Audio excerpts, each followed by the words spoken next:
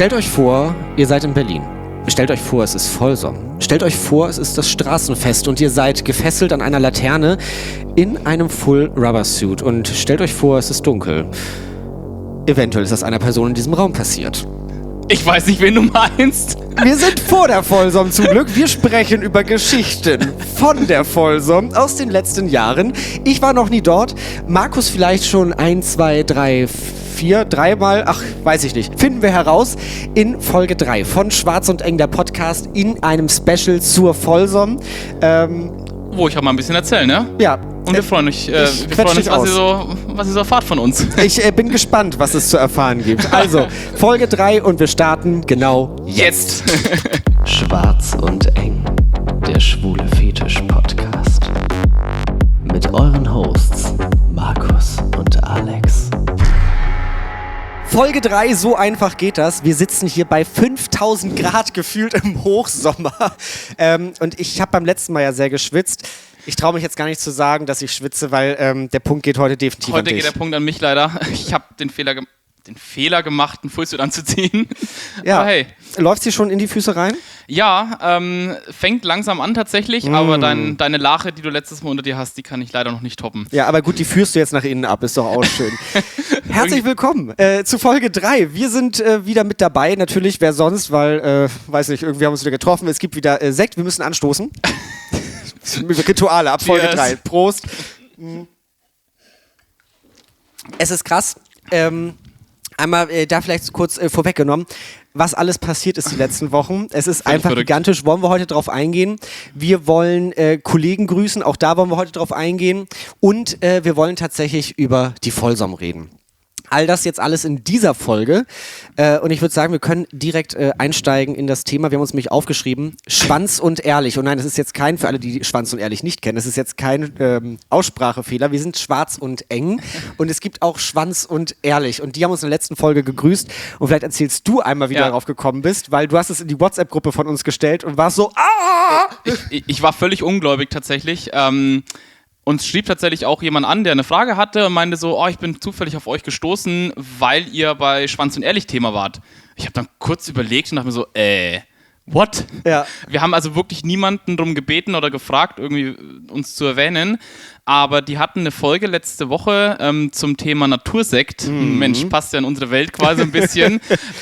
Und irgendwie Richtung Ende hatte jemand gesagt, ich habe da was entdeckt und man kann ja auch mal andere Podcasts positiv erwähnen und die haben wirklich bei uns kurz reingehört und haben über uns philosophiert, sage ich mal, und von daher auch vielen, vielen Dank für das positive Feedback und auch die Resonanz an dieser Stelle. Wir können das nur zurückgeben und haben uns wirklich mega gefreut. Also falls ihr das hört, lieben Gruß von Schwarz und Eng an Schwanz und Ehrlich.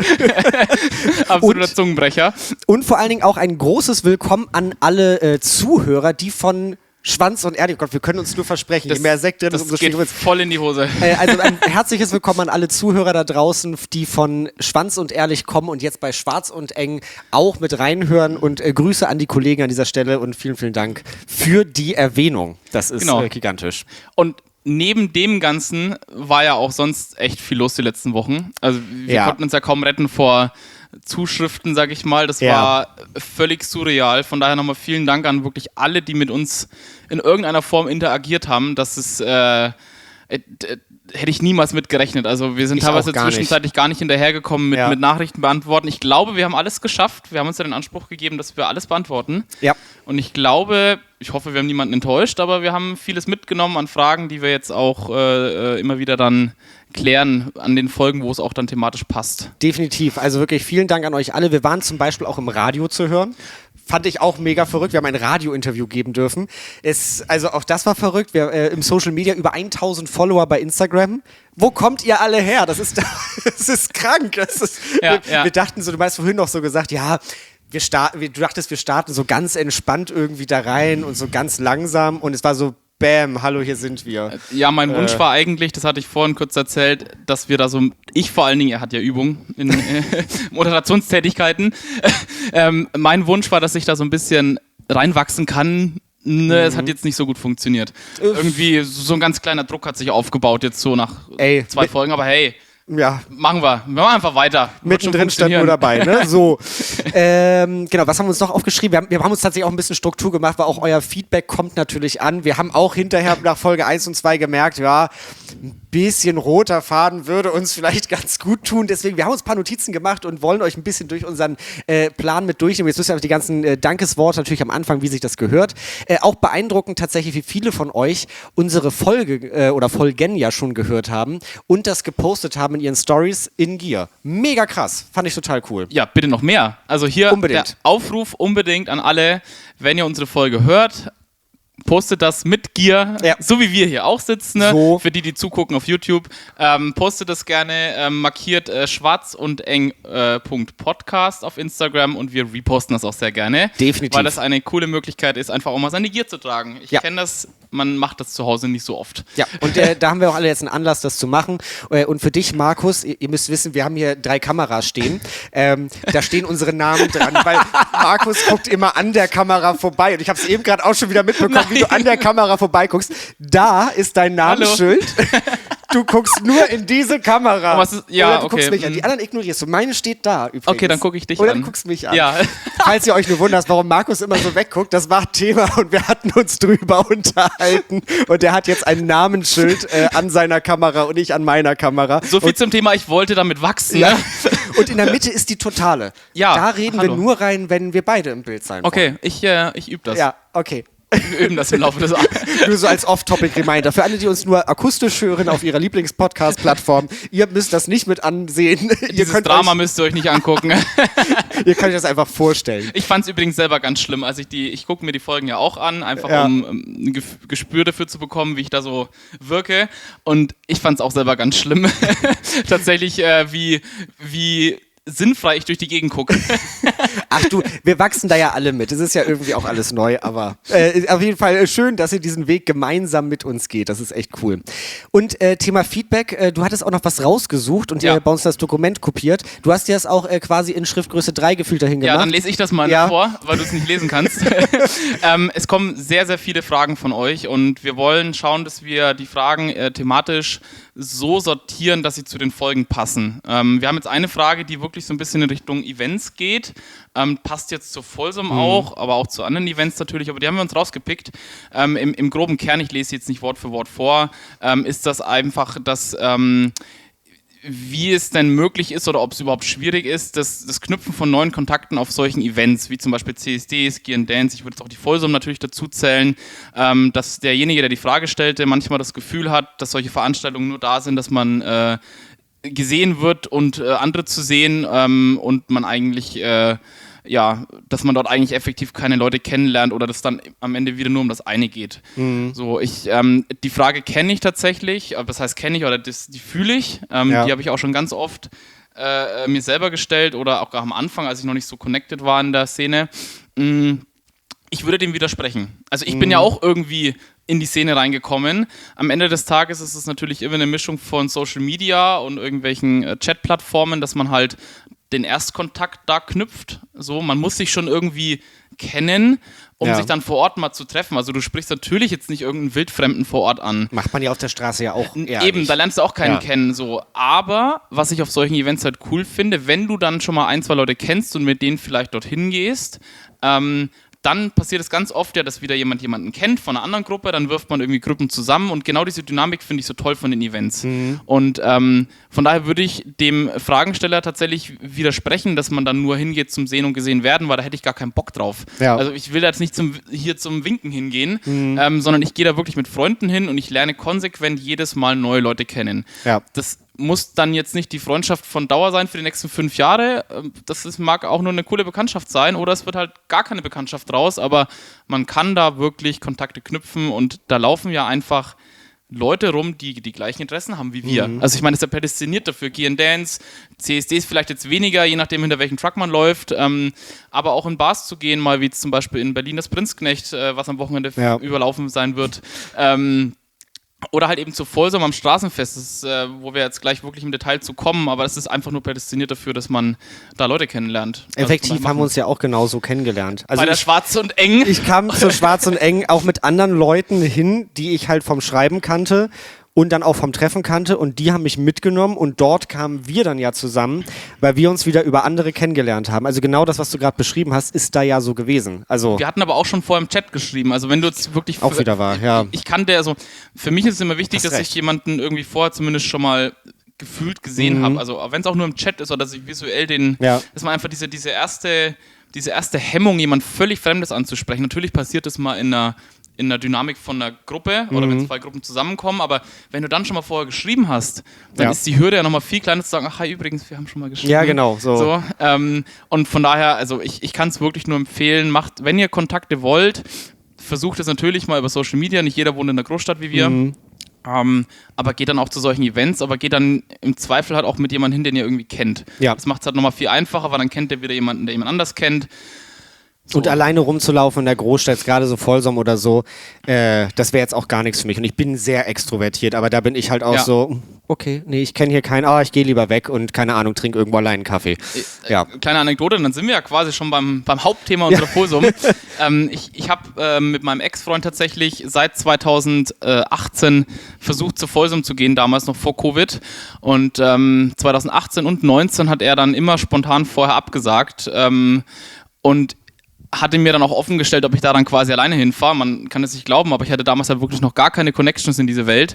Und ich habe dann halt davon abgesehen, dass ich da hinfahre, weil ich da halt einfach nicht alleine hin wollte. Ja. So, das fühlt sich komisch an und dann hat das bei mir halt einfach gedauert, bis ich dann bei der Folsum das erste Mal war. Genau, Folsum das erste Mal, also die Überleitung hätte nicht passender sein können. Wir haben nochmal rausrecherchiert, 20 Jahre dieses Jahr schon, ne? Die Folsum Europa. Ja. Also in Berlin, 2004, die erste Folsum haben wir heute rausgefunden. Ja. 20-jähriges Jubiläum dieses Jahr. Herzlichen Glückwunsch an dieser Stelle. Total. Trinken wir gleich mal noch. Ach, nee, nicht so viel trinken. Auch das, ihr habt es ja mitbekommen, wir wollten Wasser drauf. Wir wollten ja keine Werbung für Alkohol machen beim letzten Mal. Das ist leider doch passiert. Deswegen, wir haben hier auch eine Flasche Wasser. Also ich werde jetzt auch mal ein Wasser zwischendurch trinken. Unbedingt, bitte. Und du kannst ja einsteigen, also weil ich war noch nie bei der Folsum und du steigst mal ein, wann war dein erstes Mal und ich trinke ein Wasser. Ich habe jetzt tatsächlich vorhin meine Fotoalben durchgeguckt, weil ich selber nicht mehr wusste. Jetzt mit der Erzählung gerade von 2018 und 2019 wird es einfacher für mich. Genau, 18, 19 wollte ich hier mit meinem Ex-Freund, hat damals nicht geklappt. Wir hatten auch noch keine Connections in die Kinky-Szene.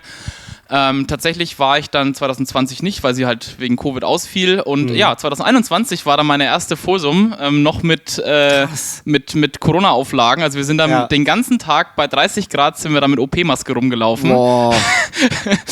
Und es war aber auch nicht so viel los, weil die ganzen Leute, die halt von ganz Europa natürlich kommen, die kamen halt nicht, weil es noch Reisebeschränkungen gab. Aber das war halt für mich war das so ein softer Einstieg, weil halt auch nicht so viel los war. Man kannte ein paar Leute dann schon. Man hat dann mal ein paar Leute kennengelernt, die man während der Lockdowns im Chat schon kannte. Also von daher wieder der Sprung aus dem Chat heraus quasi in die wahre Welt. Und das war wirklich ein cooles Event. Da war ich damals mit meinem Freund auch, mit Marvin, der war das erste Mal dabei. Und da hatten wir wirklich eine schöne Zeit, ja. Das war so ein ganz guter Einstieg. Den hast du jetzt natürlich nicht mehr, wenn du das erste Mal hingehst. Weil jetzt ist halt der Ladenbums voll, sag ich mal da, ne? Also das ist Reizüberflutung. Vielleicht einmal für alle, die den Namen Folsum kennen oder auch nicht kennen, was genau ist die Folsum eigentlich? Das ist eine gute Frage. Nein, also die Folsum ist per Definition in Europa ein ganz klassisches Straßenfest. Heißt wirklich ein offenes Straßenfest. Man kann da, das ist in der Nähe vom Prinzknecht in der Fuggerstraße in Berlin-Schöneberg, es ist wirklich ein klassisches offenes Straßenfest, wo man einfach reinlaufen kann. Also da verirren sich auch mal normale Anwohner oder Familien, die da durchlaufen. Von daher ist es komplett non-sexuell natürlich. Jeder läuft da halt in Gier rum. Das ist auch in Schöneberg gar kein Thema in Berlin. Auch die umliegenden Hotels kennen das nicht anders zu dem Wochenende. Ja. Du hast da halt wirklich eine Mischung aus klassischen Essens- und Getränkeständen. Dann zwischendurch kommt irgendwie mal wieder ein Verein, der in der Welt unterwegs ist, wie zum Beispiel der Quellgeist, hat einen Verein, wo einen Stand, wo auch mal gefesselt wird irgendwie, natürlich angezogen. Dann gibt es leichte, kleinere Bondage-Shows auch irgendwie auf einer Bühne. Es gibt Vorträge, es gibt Stände von irgendwelchen Fetisch-Shops, wo man auch irgendwie was kaufen kann. Also ganz klassisches Straßenfest halt einfach, so wie man es sich aus dem Bilderbuch vorstellt, nur dass alle in Gier rumlaufen. Ja, irgendwie, genau, Bilderbuch, das ist eine Fantasievorstellung. Ich habe es ja noch nie mitgemacht. Ich habe total Bock. Ich weiß noch nicht ganz safe, ob ich es schaffe. Es ist wieder so ein bisschen das Ding von, die Arbeit hält mich dann doch sehr in Beschlag. Aber ich hoffe es, dass ich da noch einen Termin drehen kann. Wenn, fällt mir gerade auf, suche ich auch noch ein Hotel. Das wird wahrscheinlich scheiße teuer, oder? Was zahlt man gerade so für Hotelpreise in Berlin an dem Wochenende? Also wenn man Profi-Folsum-Gänger ist, dann bucht man natürlich nach der Folsum ist vor der Folsum schon das Hotel fürs nächste Jahr. Ja, gut. Da kann ich tatsächlich zum Beispiel die Hotels, die wirklich in der Nähe sind, empfehlen, weil du halt dann in Gier zur Folsum laufen kannst. Also letztes Jahr bin ich halt einfach im Fullsuit vom Hotel einfach hingelaufen und es interessiert dort keinen. Ja. Du musst halt nicht irgendwie wieder dran denken, ich muss einen Rucksack mitnehmen, wo meine Klamotten irgendwie dann reinkommen, was auch immer, sondern du läufst einfach in Gier hin und fertig ist die Laube. Das ist ja auch genau das Thema, was wir die letzten beiden Folgen ja auch schon hatten, mit in der Öffentlichkeit rumlaufen, wie ist der Weg dahin. Oder habe ich vielleicht noch eine kleine Anekdote, wenn du mich nachher daran erinnerst, zur Folsum 2022, da habe ich vielleicht ein bisschen was Dummes gemacht. Oh, okay, ja, merken wir uns, da fragen wir auf jeden Fall nochmal nach. Notiz an mich selbst, ich werde dran denken, hoffentlich, die Geschichte brauchen wir. Oh, unbedingt. Ja, aber wie ist das? Also es ist jetzt ja wirklich 3 Tage lang, in Anführungsstrichen, Straßenfest mit Side-Events, ja, wahrscheinlich. Nein? Ein Tag. Es ist nur der Samstag. Es ist nur der Samstag? Ja, das geht am Samstag um 11 oder 12 Uhr los. Ja. Und dann hast du den ganzen Tag quasi... und dann ist abends ich glaube 22 Uhr, klappen die dort halt die Bordsteine hoch, weil da ist es halt ein Wohngebiet. Das sind Anwohner. Ja, gut, Dann verläuft sich das je nach Wetter. Also letztes Jahr hatte es 32 Grad. Natürlich bleiben die Leute dann dort einfach vor Ort und holen sich beim Späti irgendwo Getränke, ganz Berlin-artig, sag ich mal. Und irgendwann kommt klassischerweise zwischen 11 und spätestens 12 die Polizei vorbei mit irgendwie 6 Mannschaftszügen und räumt das Feld. Geil. An alle Polizisten, wollt ihr mich verhaften? Im Zweifel wird sich auch jemand finden, der sich vor die Polizisten kniet und die Stiefel lecken will. Ja. Alles schon gehört. Wirklich. Hat schon gegeben. Vielleicht an dieser Stelle, das würde ich auch mal ganz spannend finden, an euch da draußen. Wart ihr schon mal bei der Folsum? Erste Frage. Und zweitens, habt ihr da irgendetwas, ich sag mal vielleicht auch Kurioses erlebt oder irgendetwas, wo ihr gesagt habt, boah, was für ein krasser Moment. Schreibt uns gerne mal an dieser Stelle. Gern bei Instagram oder auch per E-Mail an moin@schwarzundeng.de. Kurze Mail schreiben oder einfach Instagram. Das interessiert mich persönlich sehr, weil ich mag solche Anekdoten total. Ach, da werden wir bestimmt was Schönes zu erzählen die nächsten Male. Ja. Von den Anekdoten gehe ich mal stark von aus. Das glaube ich auch sehr. Das ist doch bestimmt richtig cool. Nein, also wo waren wir stehen geblieben jetzt gerade? Hotel und dort vor Ort hingehen. Genau, also Straßenfest Samstagabend ist dann meistens vorbei. Also irgendwann bis 12 räumen die das Feld und dann verteilt sich das ganz oft halt auf die umliegenden Bars oder halt vor den Bars, wobei da auch die Polizei dann gerne räumt. Ja. In ganz Schöneberg im Endeffekt gibt es ja genug Bars, die fetisch-friendly sind, die sind alle voll und abends gibt es dann natürlich auch die eine oder andere Party. Ich habe vorhin jetzt erst wieder ein Newsletter bekommen für eine Party. Ja. Also man findet genug Möglichkeiten, man muss halt einfach im Zweifel nur lange Zeit anstehen, weil halt wirklich jetzt, ich sag mal 2022 aufsteigend kamen immer mehr Leute jetzt wieder von den umliegenden Ländern aus Europa und dadurch wurde es halt auch einfach voller in der Stadt, klar. Ja. Aber es ist auch, um nochmal auf den Kern der Folsum zurückzukommen, es ist die einzige Veranstaltung in der Form in Europa, deswegen heißt sie auch Folsum Europe. Es gibt das Original in San Francisco seit mittlerweile 40 Jahren. Boah, krass. Da würde ich auch wirklich gerne mal hin, die ist jetzt dann Ende September, glaube ich, habe ich gesehen. Ja. Das ist halt nochmal deutlich größer. Aber ich finde es cool, dass halt damals die Organisatoren das nach Europa geholt haben, weil es kann nicht jeder nach Amerika rüberfliegen für die Folsum. Das wäre auch noch ein Ding, einmal so reingeschoben, hätte ich auch komischerweise total viel Bock drauf. Vielleicht irgendwann. Nächstes Jahr vielleicht. Machen wir eine Folge von der Folsum in San Francisco. Da müssten wir uns mal über diese Kosten unterhalten. Ja, das schreiben wir dann irgendwie ab. Ja. Reichen wir als Spesen. So, irgendwie. Aber ich habe eine Firmenkreditkarte, das merkt mein Chef nicht. Vielleicht kannst du einmal anreißen, wie wird das für dich aussehen das nächste Wochenende? Also wann fährst du los? Was hast du jetzt schon geplant? Was wirst du machen? Wo wird man dich treffen? Ja, also tatsächlich, ich reise entweder Mittwochnacht an oder Donnerstagnachmittag. Das steht gerade noch in den Sternen, aber ich bin ab Donnerstag auf jeden Fall in Berlin, weil es mega schön ist, so ein bisschen Vorlauf zu haben. Also der Donnerstagabend ist zum Beispiel im Prinzknecht, das ist eine Fetisch-Friendly-Bar, die auch genau in der Straße ist, in der Fuggerstraße. Ja.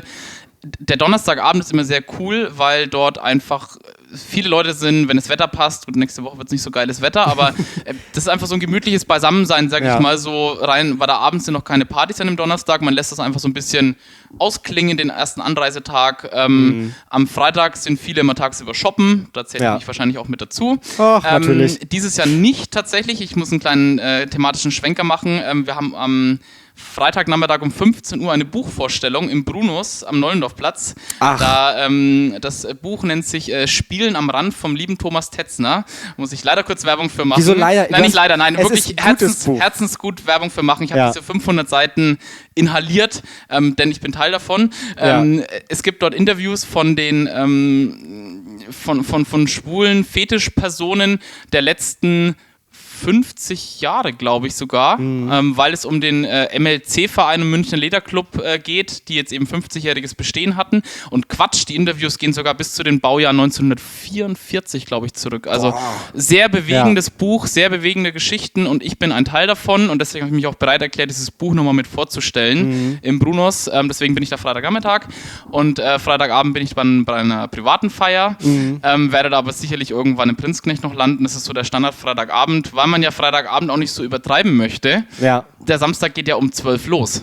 Ja, und jede Zeit, die man verschwendet mit Schlafen in den Samstag rein, verschwendest du von den wertvollen 10 Stunden Volksumstraßenfest. Ja. Von daher werde ich halt hoffentlich nicht so spät ins Bett kommen. Schauen wir mal, was wird. Und dann ist Samstag halt Straßenfest und das mag jetzt ein bisschen konträr gleich alles sein, aber ich habe ja die letzten Male mich gegen die großen Events ausgesprochen an diesen Wochenenden. Da stehe ich auch nach wie vor mit meinem Namen dahinter. Allerdings feiert ein Freund Samstagabend seinen Geburtstag und er hat das halt ins Laboratory verlagert. Da ist nämlich Rubber Lab am Samstagabend und was soll ich sagen? Ich gehe da wohl mal hin. Und wird voll und dann stellen wir uns da halt gerne mal 2 Stunden an, wenn es dumm läuft. Habe ich gar keinen Bock drauf. Aber weil einfach diese Gruppe mit der Geburtstagsfeier dahin geht, habe ich gesagt, komm. Da sind auch einfach viele Leute da. Aber ansonsten mache ich das eigentlich mittlerweile ja nicht mehr, das hatte ich ja schon gesagt. Genau, und am Sonntag reise ich tatsächlich gegen Mittag leider schon ab, weil es sich mit einer anderen Veranstaltung, einer Musical-Veranstaltung in Hamburg beißt, leider terminlich. Ansonsten ist der Sonntagabend mit der schönste Abend eigentlich bei der Vollsumm. Es ist ja eigentlich keine Vollsumme mehr, aber die Leute sind alle noch da. Ja. Und tatsächlich, wenn das Wetter schön ist, dann sammeln die sich alle wieder den ganzen Nachmittag ab, ich sag mal 15, 16 Uhr am Prinzknecht. Ach, wie schön. Und dann ist das so ein richtiges Chill-Out quasi und trinken und dann ist halt irgendwann Sonntagabend, meistens verteilt sich das dann noch auf die Hotelbars.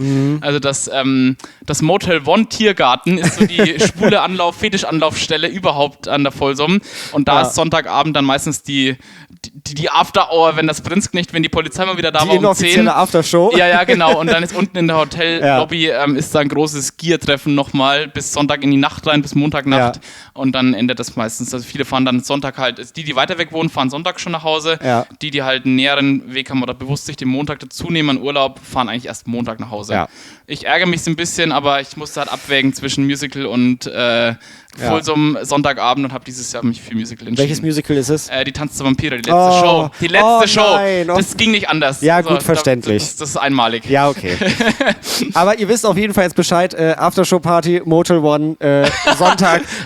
Ich habe noch eine andere Info bekommen. Nicht, dass das Motel One uns jetzt schreibt auf diese Folge und sagt halt, stopp, jetzt mach ich Werbung.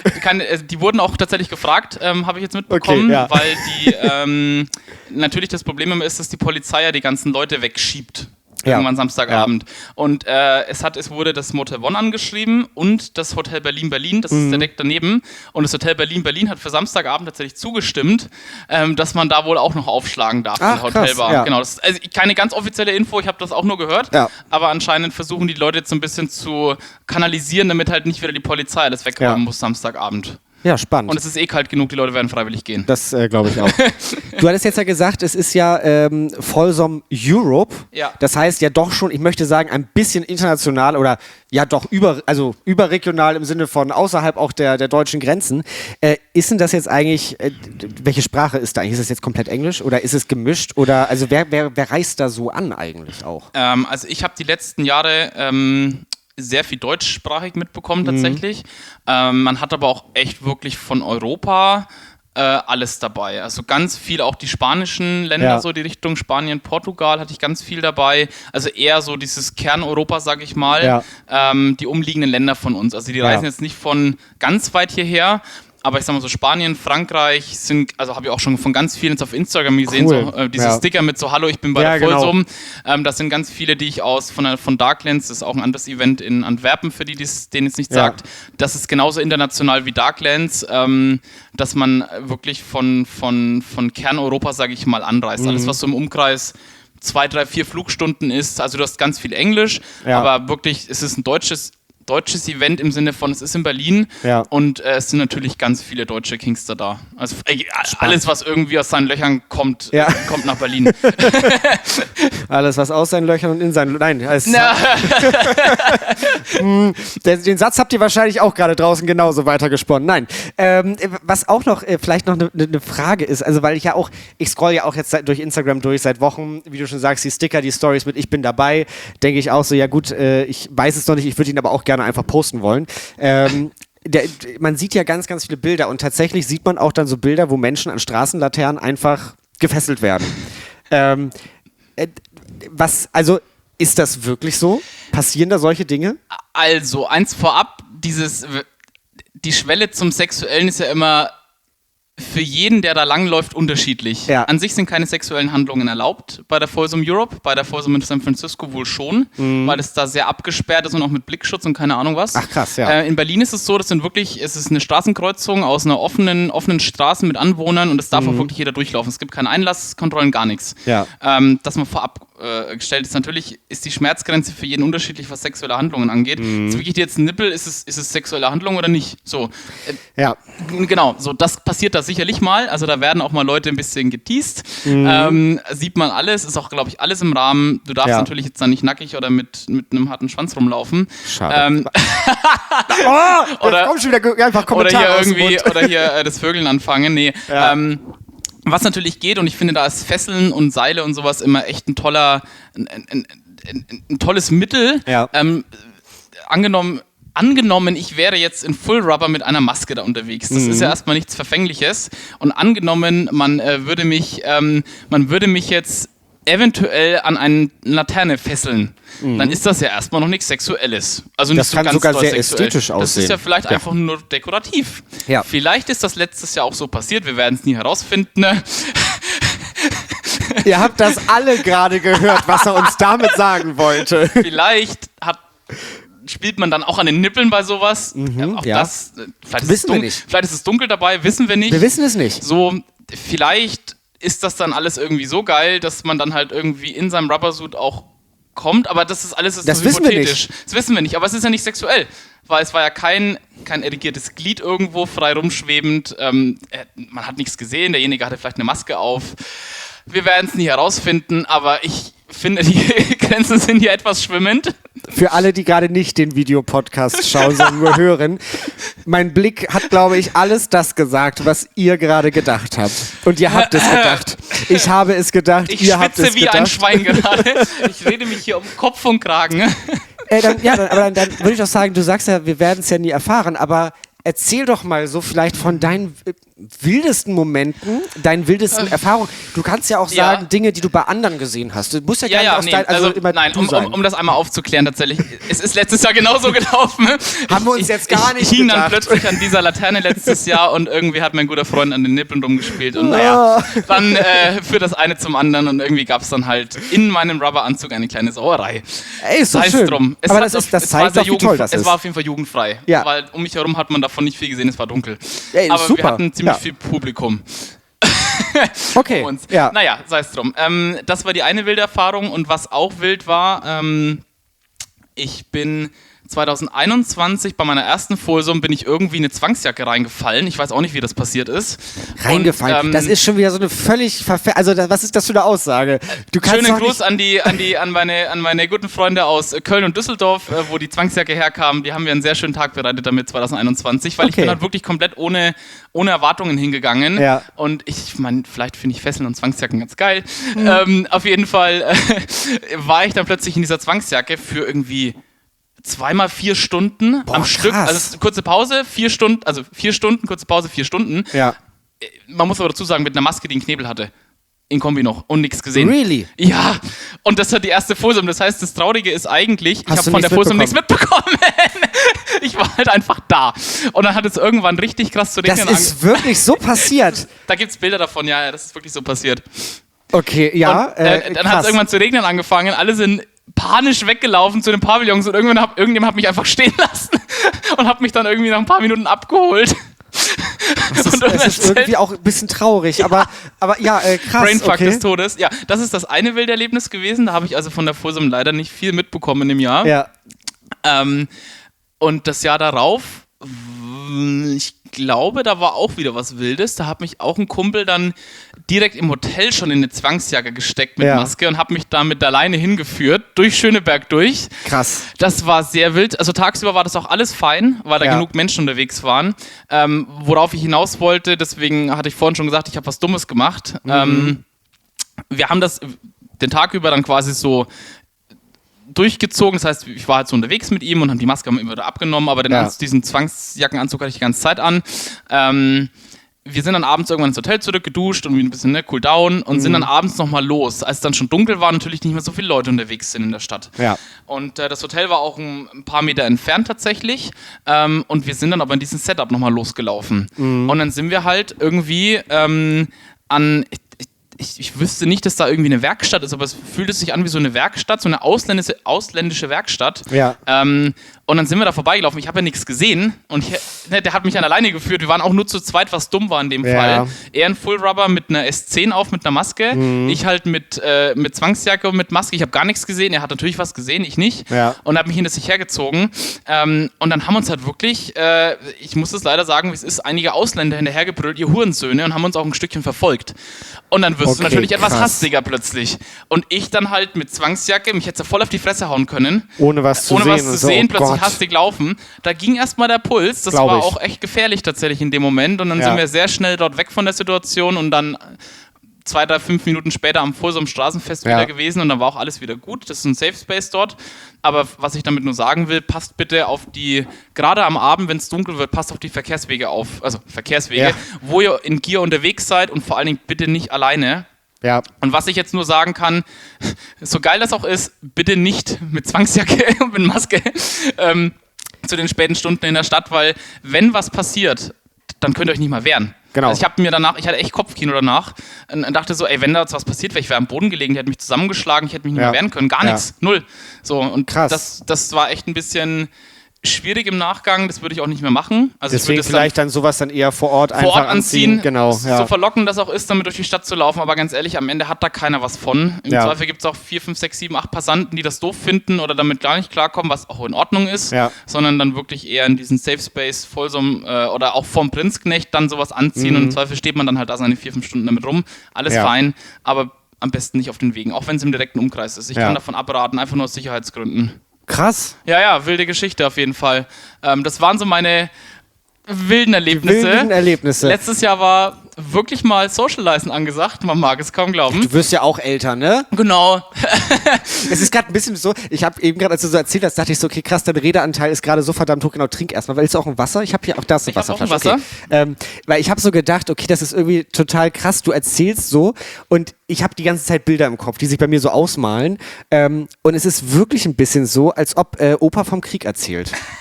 Also das...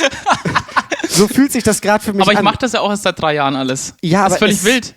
Aber es ist total toll. Also tatsächlich, wir haben uns ja vorher auch noch, also das ist das Schöne an diesem Podcast, um da mal wieder einzulenken. Wir haben uns ja vorher auch jetzt ja gar nicht darüber unterhalten. Also wenn ihr euch jetzt draußen so denkt, ja mein Gott, ihr habt das ja schon vorher abgesprochen und jetzt nehmen wir das auf. Nein. Wir haben hier gefühlt eine Stunde lang Kameras und Licht aufgebaut und versucht diesen Raum, der eigentlich sonst sehr dreckig ist, schön aussehen zu lassen. Das haben wir gemacht und dann war so ja kurz, ja gut, wir sprechen über Folsom und sagen einmal kurz Danke, was wir vorhin schon gemacht haben und das ist dann so unsere Folge. Und ich finde das gerade so total schön, weil ich fühle mich gerade selber wie ein Zuhörer von unserem Podcast. Das ist toll. Das ist richtig, richtig toll, weil ich frage mich natürlich auch, gut, es wäre jetzt ja meine erste Vollsommer, wenn ich jetzt da hinkomme am Samstag. Ich hoffe, das klappt. Dann ist das ja, da habe ich ja genau diese Fragen und genau das, was du gerade erzählst, sind ja die Sachen, die auch dann durch meinen Kopf durchgehen und es nimmt mir jetzt allein schon, wo ich nur dir zuhöre und du einfach so erzählst, nimmt es mir ganz, ganz viele Hemmungen einfach. Ich hoffe, das hilft auch ganz vielen da draußen, die Hemmungen haben für die Vollsommer. Also wie du schon sagst, ich erzähle das ja, als wäre es so als würde ich Samstag in den Supermarkt gehen und dir danach erzählen. Es ist nicht üblich und natürlich auch nicht normal, dass man sich da traut, da hinzugehen, aber ich spüre diese Hürde ja gar nicht mehr. Aber wenn es hilft, am Ende bei anderen Leuten diese Hürden abzubauen, dann ist es natürlich großartig, weil das an sich echt ein tolles Event ist, um mal Leute kennenzulernen, um mal rauszukommen in Gier. Also der Brainfuck, sag ich mal, einfach mal im Rubbersuit durch Schöneberg zu laufen. Und auch da zum Thema Sicherheit würde ich mir da gar keine Bedenken machen tagsüber. Also wenn ich jetzt wirklich hier im Fullsuit mit MX, das ist übrigens vielleicht mein Fullsuit-Outfit nächstes Wochenende. Vielleicht. Wenn ihr mich seht, sagt mal Hallo. Dann müsst ihr euch da echt keine Sorgen machen. Also es gibt auch genügende, die sogar mit der U-Bahn dann anreisen nach Schöneberg im Fullsuit. Ich meine, bei 18 Grad nächstes Wochenende geht das auch. Ja. Letztes Jahr bei 32 Grad ging das nicht so. Aber einfach machen. Also ich glaube, diese persönliche Weiterentwicklung, dass man das dann mal gemacht hat, die ist so immens, wie du es ja auch schon berichtet hast, vom CSD jetzt irgendwie letztes Mal mit einem Rubber in Senderstudio reinzulaufen und generell einfach mit Rubber am CSD rumzulaufen. Ja. Das ist ein Gewinn. Welche Fetische, also Fetisch ist groß und breit, das haben wir schon alles geklärt, das wissen wir auch. Welche Fetische trifft man denn auf der Vollsommer jetzt eigentlich? Also was ist so das, wo du jetzt mal benennen kannst, ja, das ist definitiv da oder war auch irgendwas Seltenes dabei, was du dort auch gesehen hast? Vielleicht? Ja. Okay. Also an alle da draußen, egal was, kommt vorbei. Also die Vollsommer ist wirklich komplett fetisch-friendly natürlich, alles andere macht da gar keinen Sinn. Du siehst primär tatsächlich Rubber und MX mittlerweile und auch ganz viele Puppies natürlich. Das ist ja irgendwie mehr geworden einfach in den letzten Jahren. Dann ganz viel Leder natürlich aus der klassischen Welt, sage ich mal, noch des Fetisches. Ja. Die ganzen Erscheinungen danach ist ja eher so Modefetisch ganz viel dabei. Was sieht man denn da noch? Also dann wird es schon spezieller, klar, Sportswear natürlich, so Lycra, Nylon, was ich auch schon gesehen habe, war so Pferdefetisch, also irgendwie mit so einer Pferde an der Leine, mit Pferdemaske und allem drum und dran. Jetzt muss ich gerade echt überlegen. Ich sah auch schon welche, die halt wirklich in Seilen gefesselt als Outfit rumliefen. Das sah auch ganz hot aus. Krass, okay. Also wo ich die ganze Zeit quasi mit Seilkorsett quasi am Körper. Falls ich es noch nicht erwähnt habe, MX natürlich ganz viel. Ja. Hier Army-Uniform ist auch nochmal ein Fetisch, der ganz viel dort vertreten ist. Also es ist ein bunter Mix. Das Schöne ist, man ist ja unter sich, keiner guckt. Ja. Du kannst anziehen, was du möchtest. Du darfst doch nicht nackt rumlaufen. Ja, gut. Denke ich mal. Aber ansonsten kannst du wirklich anziehen, worauf du Lust hast und wo du dich wohlfühlst und es wird keiner gucken. Außer wenn es richtig geil aussieht, dann gucken natürlich alle, aber halt eher im positiven Sinne. Damit muss man auch rechnen. Und dann macht man auch mal vielleicht auch ein bisschen. Ein oder andere Bild. Es laufen, wie gesagt, auch mal Passanten dadurch oder gerade an den Rändern. Und dann macht man natürlich auch mal ein Bild mit denen im Zweifel. Das ist so wie bei den CSDs. Dann spricht dich für jemand an, das sieht cool aus und so. Ne? Ja. Ach, schön. Ja, zieh an, was du möchtest, Darling. Kommt auf jeden Fall vorbei, Vollsommer in Berlin. Es wird groß. Ihr habt gehört, es lohnt sich schon ab Donnerstag mit dabei zu sein und langsam in das Wochenende zu starten. Ja. Das kann man ja so quasi festhalten. Vielleicht nochmal jetzt für alle, die jetzt überlegen, das klingt jetzt ja alles wirklich verlockend, das klingt genau nach mir. Vielleicht nochmal in einem Satz, warum sollte man dabei sein? Da erwischt du mich jetzt kalt. Also, warum sollte man dabei sein? Wenn man persönlich sich da, ich sag mal, seinen Horizont erweitern möchte, ist das die beste Veranstaltung dafür. Neue Leute kennenlernen, Eintritt finden, in Fetisch in der Öffentlichkeit zu tragen, der Austausch vor Ort, die Shops, die Bühne, vielleicht auch das Bühnenprogramm mitzunehmen, die ganzen Vereine. Ja. Genau. Ich werde übrigens, apropos Vereine, ich werde auch am MLC-Stand vielleicht mal kurz zu sehen sein, das ist der München Lederclub, weil da das Buch auch wieder nochmal vorgestellt wird. Genau. Also von daher, ich kann noch 5 Sätze mehr reden dazu. Ja. Ich kann es einfach nur empfehlen und für mich ist das mittlerweile ein fester Termin im jährlichen Kalender, der nicht wegzudiskutieren ist. Ja. Schön, richtig, richtig schön. Ja. Wenn ihr weitere Fragen habt, würde ich jetzt mal so in deinem Namen sagen, schickt sie uns oder direkt Markus bei Instagram. Entweder an schwarzundeng.podcast oder an rubberscallylad. So heißt du doch, oder? Ja, dann beantworte ich das auch noch. Alles gar kein Thema. Schickt gerne eure Fragen. Also ich glaube tatsächlich, es gibt noch 5000 weitere Fragen, die man jetzt haben kann. Einfach mal her damit. Vielleicht können wir auch, das können wir auch mal, wir können doch, sage ich jetzt mal so, wir machen eine Story, nachdem wir es hier veröffentlichen, mit so einer Fragebox drin. Ja, und da machen alles, gar kein Thema. Da könnt ihr eure Fragen einfach mal reinschreiben und dann können wir die auch wieder als Story posten, weil dann bekommen sie alle mit. Weißt das du? Ist gar nicht so dumm. Dann spart man Du solltest Social Media machen. Ich sollte und irgendwas mit Medien. Irgendwas mit Medien, ja, naheliegend. Nee, weil das ist doch eine gute Idee, weil dann, also wenn ihr es jetzt gerade hört und euch denkt, Mensch, ich habe da noch eine Frage, dann schaut jetzt auf unser Instagram-Profil. Oh Gott, das müssen wir jetzt alles timen, das wird super schwierig. Mit dem Fragensticker. Genau, dann machen wir so einen Fragensticker da rein und dann posten wir die Antwort in einer Story und dann können alle was davon lernen. Also, da freuen sich alle. Und vielleicht machen wir auch irgendwann mal noch eine Folge von der Folsum jetzt dieses Jahr, wo du von deinen Erfahrungen berichtest und ich nicht so viel rede. Ja. Das wäre tatsächlich ja ganz cool. Also vielleicht kriegen wir es ja auch hin. Und wenn ich am Samstag vielleicht nur nicht kurz vorbeifahre, aber so mittellang vorbeifahre. Naja, wenn du Samstagmorgen um 5 Uhr losfährst, gar kein Thema. Du bist ja rechtzeitig da. Ja. Wir gucken mal, was wird. Was wird? Ja. Ich organisiere das. Genau, Folsom. Also großes Thema, großes Event. Ich kann auch nur sagen, schaut vorbei, ich bin jetzt sehr angefixt. Es wird sich, glaube ich, lohnen. Ja. Ansonsten, wir sind im September. Es ist, der Sommer haut heute total rein, aber nächste Woche wird schon wieder kühler. Also der Sommer verabschiedet sich langsam, möchte ich jetzt mal so sagen. Und wir starten in den letzten Teil des Jahres. Wir haben natürlich auch wieder weiterhin Veranstaltungen, die irgendwie auch stattfinden. Da muss ich aber nochmal einschieben. Das sehe ich jetzt gerade in den Notizen noch, deswegen muss ich direkt einschieben. Weitere Events, ja. Schwarz und Eng, die Veranstaltung, nicht unser Podcast. Schwarz und Eng im Toms. Das war jetzt letzte Woche Freitag. Doch. Irgendwann der letzte Freitag im Monat, offensichtlich. Es war der letzte August, auf jeden Fall. Der letzte August-Freitag. Ich war da, du hast es nicht geschafft, weil du warst in Berlin. Da können wir gleich mal kurz eine Frage stellen. Genau, ich war auf jeden Fall im Toms und es war wirklich sehr schön. Ich war sehr, sehr lange dort. Ich war tatsächlich noch nie so lange dort. Es war, glaube ich, bis morgens 2, halb 3. Oh, wild. Ja, wirklich wild. Warst du wieder viel am Boden? Nein, gar nicht. Es waren ganz, ganz viele Leute dort und auch da nochmal danke an alle, die da waren. Es war wirklich sehr, sehr voll. Es waren ganz, ganz viele da und es kam auch da so viel Feedback zu diesem Podcast. Ich habe mich da irgendwie nicht so drauf eingestellt und es war aber toll. Also danke an alle da draußen, die das jetzt gerade sehen, hören, konsumieren. Danke, dass ihr da wart. Danke für die tollen Gespräche. Es war wirklich ein sehr, sehr schöner Abend. Und du hast tatsächlich auch gefehlt. Danke. Aber wo warst du denn? Ich versuche auch mal wieder mitzukommen tatsächlich. Also das Problem ist, das beißt sich mittlerweile mit meiner Berlin-Planung, das letzte Freitagwochenende im Monat, weil da ist immer die Piepshow im KitKat. Die gehört mittlerweile auch fest zur Planung dazu. Von daher bin ich auch Ende September nicht bei der Schwarz und Eng, die am 27. stattfindet, weil da bin ich bei der Piepshow. Oh.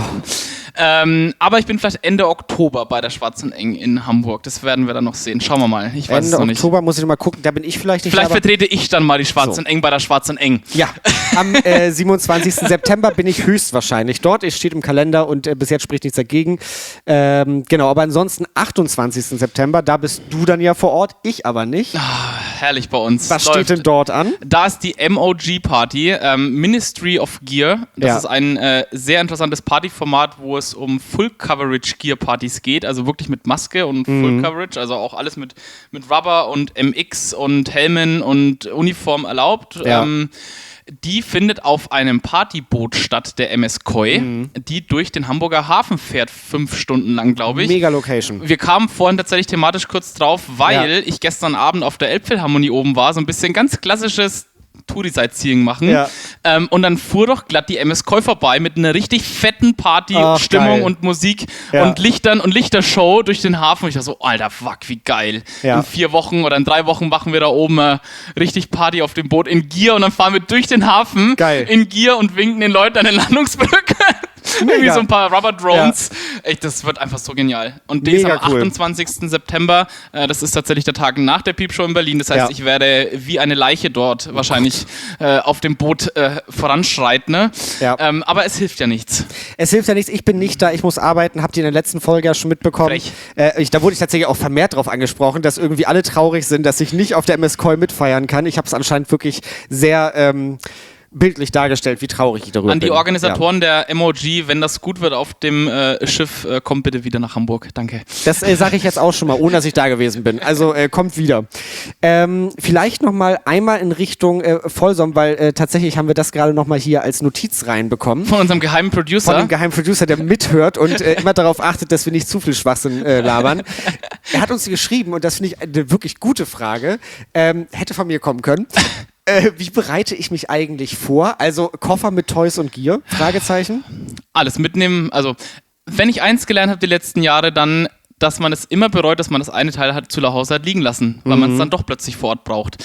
Also von daher, ich werde jetzt den großartigen Spagat machen. Ich fahre Montagmorgen zu meiner Family nach Bayern. Ich nehme einen sehr großen Koffer mit, da ich jetzt ja auch noch MX mittlerweile habe, nehme ich auch noch eine Tasche mit. Alles mit. Das mache ich seit 3 Jahren jedes Jahr, weil ich immer Urlaub habe in der Woche vor der Folsum. Ich fahre Montag zur Family, der Koffer wird nur voller Gear sein und ein paar Klamotten, normale. Ja. Und dann fahre ich von dort aus Mittwoch oder Donnerstag von Bayern aus nach Berlin hoch. Das macht alles andere, macht keinen Sinn, tourentechnisch. Das ist ein riesengroßer Kampf jedes Mal, aber ich nehme immer eigentlich alles mit, weil ich es oft genug gehabt habe, dass ich irgendwas zu Hause habe liegen lassen und gedacht, nee, das ist mir zu schwer jetzt, so, oder nee. Aber dann hattest du Bock und dann drauf vor Ort ärgerst du dich, ja toll, liegt zu Hause. Ja. So, das heißt, das wird wieder Apokalypse, dieser Koffer. Du reist ja auch mit den Öffis, ne? Ja. Guck mal, ich wäre so ein Mensch, ich setze mich dann ins Auto und denke, komm, lässt du einen Kofferraum. Dann ist egal. Aber das ist tatsächlich ein Grund, warum ich mir zum Beispiel erstmal mit Sicherheit bei MX keinen Helm und Boots holen werde, weil die werde ich mit den Öffis realistisch niemals transportieren können.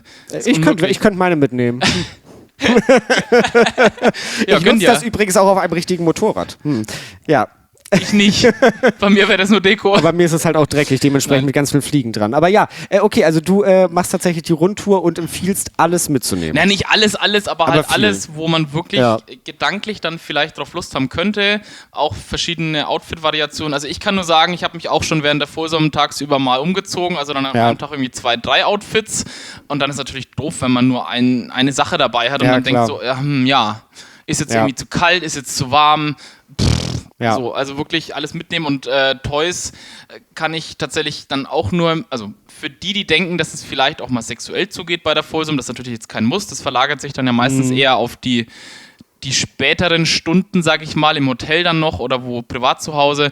Wenn man da natürlich Lust drauf hat, dann packt man natürlich auch so ein paar Toys noch ein oder das eine oder andere, was man halt so brauchen könnte dann in dieser Nacht, die vielleicht stattfinden könnte. Wenn ich eins gelernt habe, um nochmal auf die generelle Folsumplanung zurückzukommen, wenn ich eins gelernt habe die letzten Jahre, ist dann einfach nichts groß vornehmen. Das meiste ergibt sich irgendwie gerade bei so Großevent-Wochenenden von selber, weil so viele Leute in der Stadt sind. Ja. Wenn man dann ein paar Leute kennt und die wieder jemanden kennen, dann landet man halt irgendwie plötzlich und dann geht wieder die eine Gruppe irgendwo hin. Ja, genau. Und dann so. Genau, deswegen macht es schon Sinn, dass man da offen für alles ist. Und wie ist das? Also du hast vorhin ja auch gesagt, ihr geht Samstagabend ins Rubber Lab und eigentlich machst du das ja nicht bei Großveranstaltungen. Vielleicht nochmal auch dafür, welche, die jetzt auch in dieser Folge dazukommen, warum bist du, ich sag mal tendenziell eher der Gegner, das klingt so negativ, aber warum bist du eher abgeneigter von Großveranstaltungen im Rahmen von so Groß-Events zu machen, falls ihr versteht, was ich gerade meine? Das liegt bei mir tatsächlich einfach nur daran, weil ich so oft in Berlin mittlerweile bin und die Möglichkeiten halt habe, an normalen Wochenenden, wo nicht so überlaufen ist, zu den Veranstaltungen zu gehen. Man kann natürlich an diesen Eventwochenenden auf die großen Partys gehen, um Gottes Willen. Ja. Da ist verdammt viel los. Es ist halt nicht, für mich jetzt als gefühlt halb Berliner mittlerweile, ist es halt nicht authentisch, die Mischung an Menschen, die da sind. Ja. Das kann aber trotzdem gut sein. Und man muss halt einfach in Kauf nehmen, dass man 2-3 Stunden ansteht. Ich stand beim Berghain an einem Wochenende, wo eine große Party war, schon mal 3 Stunden in der Schlange. Boah, und das ist da musst du halt echt mit dir kämpfen, dass dir da die Stimmung halt einfach nicht dann abhanden kommt. Total. So, und das ist halt einfach mein Punkt mittlerweile. Ich gehe mit dem Wissen jetzt quasi zum Rubber Lab am Samstag und versuche, dass ich dann keine schlechte Laune bekomme in der Schlange.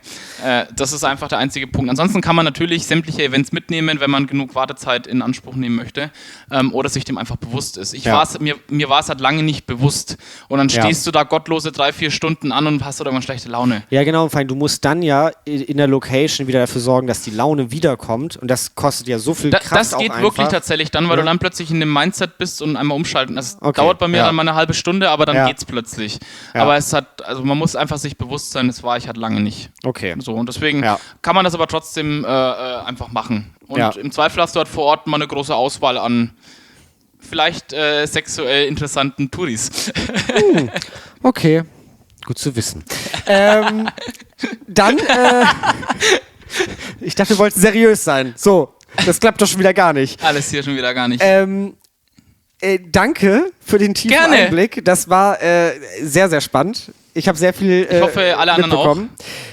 Ja, total. Also, wenn ihr Fragen habt und auch wie immer Feedback, natürlich sehr, sehr gerne, schickt es uns. Instagram schwarzundeng.podcast oder per E-Mail an moin@schwarzundeng.de. Alles richtig, ne? Ja, klingt irgendwie sinnig. Ja, nicht, dass ich wieder schwanz und ehrlich. Also, das ist gefährlich. Es steht auf unserem Showskript ganz oben, ganz groß drauf und ich sehe es von hier einfach ganz auf dem Bildschirm und frage mich mal, wie heißen wir denn jetzt? Schwanz und eng, schwarz und ehrlich, schwarz, Schwanz, naja. Ihr seid bei Schwarz und eng gelandet und an dieser Stelle auch nochmal wirklich ganz liebe Grüße an Schwanz und ehrlich. Haben wir schon zu Beginn gemacht, jetzt mal kurz zum Ende. Danke an die Kollegen auch dort.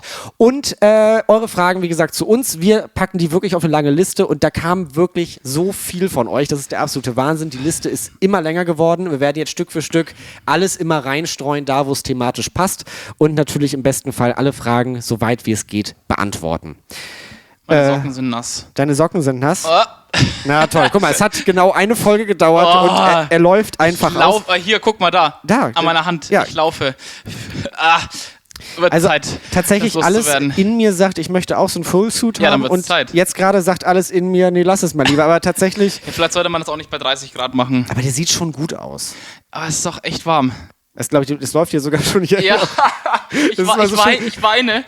Okay. Das ist alles so traurig. Bevor er jetzt hier noch mehr ausläuft, würde ich sagen, danke fürs Zuhören. Danke für Folge Nummer 3. Danke für die Vollsom. Wir werden definitiv darüber berichten, wie es bei der Vollsom abging bei dir. Ich freue mich auf... Bei mir und vielleicht bei dir auch. Du hast das angeteasert mit Geschichten, die eventuell passiert hätten sein können. Und ich freue mich auf die Geschichten, die eventuell in 2024 passiert sein könnten. So. Ja. Amen. Amen. In diesem Sinne... Danke bald. Fürs Zuhören. Bis bald. Wir melden uns wieder. Auch um die Frage vorwegzunehmen, die von euch Zuschauern kam oder Zuhörern. Wir wissen nicht, wie oft wir und wie regelmäßig wir veröffentlichen. Aber wir bleiben in Kontakt. Wir bleiben in Kontakt. Ihr werdet alles bei Instagram mitbekommen. Danke, danke, danke. Und tschüss. Und tschüss. Auf Wiedersehen.